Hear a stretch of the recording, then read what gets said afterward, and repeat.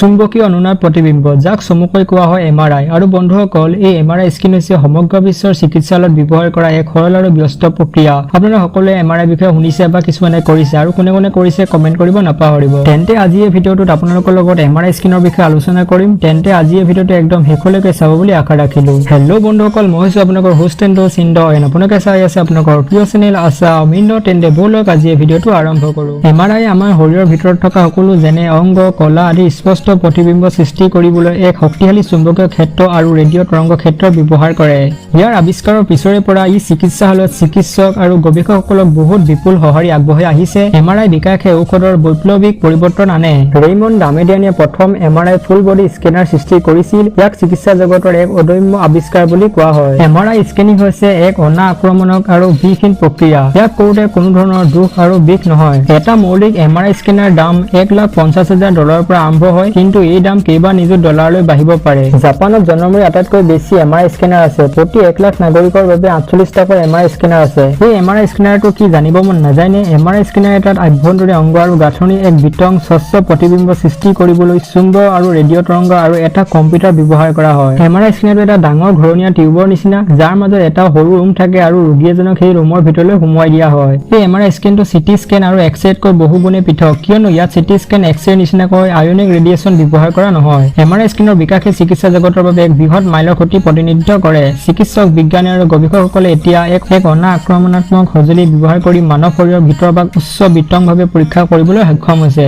কেইটামান প্ৰয়োজনীয় উদাহৰণ য'ত এমআৰআই ব্যৱহাৰ কৰা হয়। মস্তিষ্ক আৰু মেৰুদণ্ডৰ বিসংগতিত ব্যৱহাৰ কৰা হয়। স্কেন কৰি সঠিক ৰিপৰ্টটো গম পোৱা যায়। শৰীৰৰ বিভিন্ন অংশত টিউমাৰ, চিষ্ট আৰু অন্যান্য বিসংগতি হ'লে স্কেনিং কৰা হয়। গাঁঠিৰ আঘাত বা অস্বাভাৱিকতা যেনে পিঠি আৰু আঁঠু বিষ হ'লে ব্যৱহাৰ কৰা হয়। কিছুমান প্ৰকাৰৰ হৃদযন্ত্ৰৰ সমস্যা হ'লে স্কেনিং কৰা হয়। যকৃত আৰু পেটৰ অন্যান্য অংগৰ ৰোগ হ'লে স্কেনিং কৰা হয়। আৰু বহুতো কাৰণ আছে য'ত ইয়াক ব্যৱহাৰ কৰা হয়। এমআৰআই স্কেন কৰাৰ আগতে খুব কম প্ৰস্তুতিৰ প্ৰয়োজন হয়, সেইবাবে ইয়াক কৰাৰ বাবে সুবিধা হয়। আপুনি যদি কেতিয়াবা এমআৰআই কৰিবলৈ যায়, তেতিয়া ডক্টৰে আপোনাক আপুনি পিন্ধি যোৱা ড্ৰেছযোৰ সলাব ক'ব পাৰে আৰু আপোনাক তাৰ পৰা এযোৰ ড্ৰেছ দিব পাৰে। যিহেতু স্কেনাৰত চুম্বক ব্যৱহাৰ কৰা হয়, সেয়ে কোনো ধাতুৰ বস্তু যাতে গাত নাথাকে সেইটো লক্ষ্য ৰখা হয় আৰু আপুনি পিন্ধি যোৱা যিকোনো জুৱেলাৰী, গহনা আদি আঁতৰাবলৈ ক'ব বা স্কেনিং কৰাৰ সময়ত খুলি থবলৈ ক'ব।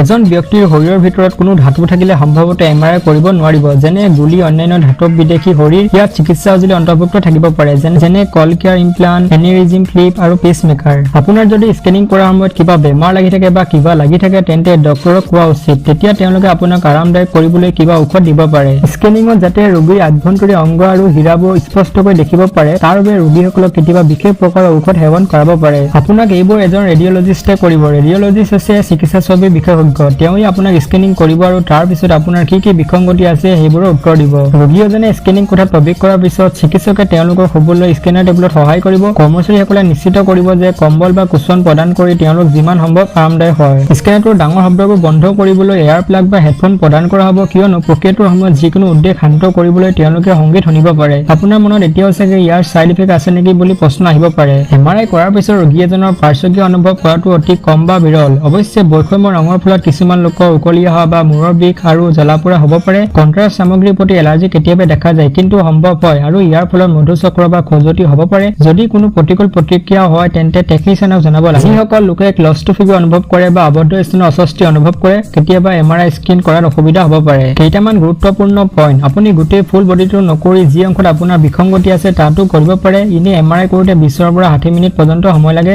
এমআৰআই স্কেনাৰত থাকোঁতে যিমান সম্ভৱ স্থিৰ হৈ থকাটো গুৰুত্বপূৰ্ণ। যিকোনো চলাচলে স্কেনাৰটো বিকৃত কৰিব আৰু সেয়েহে প্ৰস্তুত কৰা ছবিবোৰ অস্পষ্ট হ'ব। বিশেষকৈ দীঘলীয়া এমআৰআই স্কেনত এমআৰআই টেকনিচিয়ানে প্ৰক্ৰিয়াটো আধাতে অলপ বিৰতি ল'ব পাৰে। চিকিৎসক আৰু ৰেডিঅ'লজিষ্টে গোটেই প্ৰক্ৰিয়াটোৰ জৰিয়তে ৰোগীৰ সৈতে কথা পাতিব পাৰিব আৰু যিকোনো উদ্বেগ সমাধান কৰিব পাৰিব। ক্লাষ্ট্ৰোফোবিয়া বা যিসকল আবদ্ধ হৈ থাকিব ভয় কৰে, তেনে ৰোগীসকলক সহায় কৰিবলৈ কিছুমান স্থানত খোলা এমআৰআই স্কেনাৰ উপলব্ধ।